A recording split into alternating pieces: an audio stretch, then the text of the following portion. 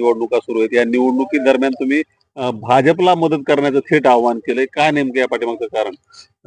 विषय असा आहे, भाजप म्हणण्यापेक्षा ओबीसीला या महाराष्ट्रामध्ये एक सक्षम पर्याय निवडणुकीच्या माध्यमातून देता आला नाही, ही माझी मर्यादा होती.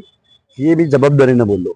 कारण महाविकास आघाडीच्या शरदचंद्रजी पवार सारख्या माणसानं वेळोवेळी इथल्या बहुजनांनी, इथल्या दीनदलितांनी, इथल्या ओबीसीनी, इथल्या भटक्या विमुक्त जाती जमातींनी ज्या शरदचंद्रजी पवारांना आपला नेता मानलं, जाणता राजा मानलं, त्या माणसानं मात्र आमचं आरक्षण चॅलेंज होत असताना जरांगे पाटलासारख्या बेकायदा मागण्या करणाऱ्या माणसाला सपोर्ट केला, पाठिंबा दिला आणि आपल्या निवडणुकीचं गणित बसवलं आणि आमच्या मागण्यांकडे मात्र दुर्लक्ष केलं. म्हणून आम्ही या शरदचंद्रजी पवारांना मतदान करण्यापेक्षा तुम्ही महायुतीला मतदान करा. आमचा माणूस नसेल तिथं, आमचा जिथं माणूस आहे तिथं आमचा माणूस विजयी होणार आहे, त्याची आम्हाला जाणीव आहे. पण याच्याही पलीकडे जाऊन जर आमचा माणूसच नसेल तर मात्र तुम्ही दगडापेक्षा वीट मऊ म्हणून इलाजानं म्हणा ना इलाजानं म्हणा तुम्ही महायुतीला मतदान करा असं मी म्हणलेलो. आपण जर बघितलं तर स्वतः शरद पवारांची बीडमध्ये सभा झाली. या सभेमध्ये त्यांचे जे इथले उमेदवार आहेत त्यांनी, तसंच त्यांचे जे खासदार निवडून आले त्या पक्षाचे, त्यांनी देखील आता कसं जरांगे पाटील म्हणतील तसं आणि जरांगे पाटलांच्या आंदोलनाचा भाग म्हणून मी खासदार झालो असं देखील म्हटलंय. याला कुठंतरी पवारांचा मुकसंमती आहे सगळी या सगळ्या प्रकाराला? पवारांची मुकसंमती नाही, पवारांच्या स्क्रिप्टवर, रोहित पवारांच्या स्क्रिप्टवर आणि तो प्रवीण गायकवाड नावाचा एक नेता आहे, उठ सूट फुले शाहू आंबेडकरांचं नाव घेतो आणि काम मात्र सरंजामदारांचं करतो. तरी एक होळकर, भूषण होळकर नावाचा माणूस, होळकर आडनावाचा माणूस इकडे मराठवाड्यामध्ये फिरवतोय. त्या होळकरांचा आणि धनगराच्या मुवमेंटचा कुठलाही संबंध नाही. होळकर ही रॉयल फॅमिली, होळकर मध्य प्रदेशात राहतात, होळकर परदेशात राहतात.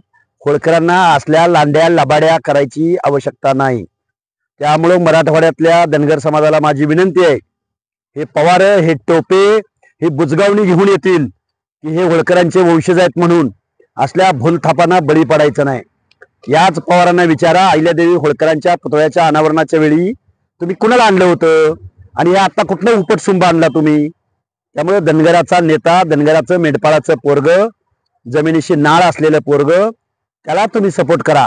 पण असल्या बुजगावण्यांना मतासाठी एक काही करतील. त्यामुळे माझी विनंती आहे या सगळ्या लोकांना की हे बघा, ओबीसीनी, दलितांनी, मुस्लिम समाजाने, अल्पसंख्याकांनी ठरवलंय की लोकसभेला झालेली चूक विधानसभेला भरून काढायची.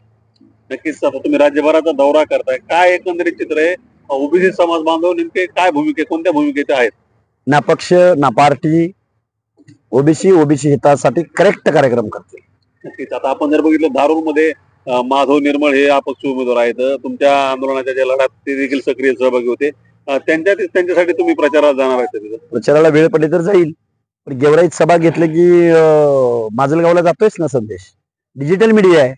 मी लातूरमध्ये सभा घेतली तर इथले सगळे लोक, महाराष्ट्र पाहतोय. त्यामुळे प्रत्येक ठिकाणी जाईलच असं नाही, पण गेलो नाही गेलो, जनतेने ठरवलंय, ओबीसीनी ठरवलंय. त्यामुळं गावगाड्यातली सगळी लोकांनी ठरवलंय.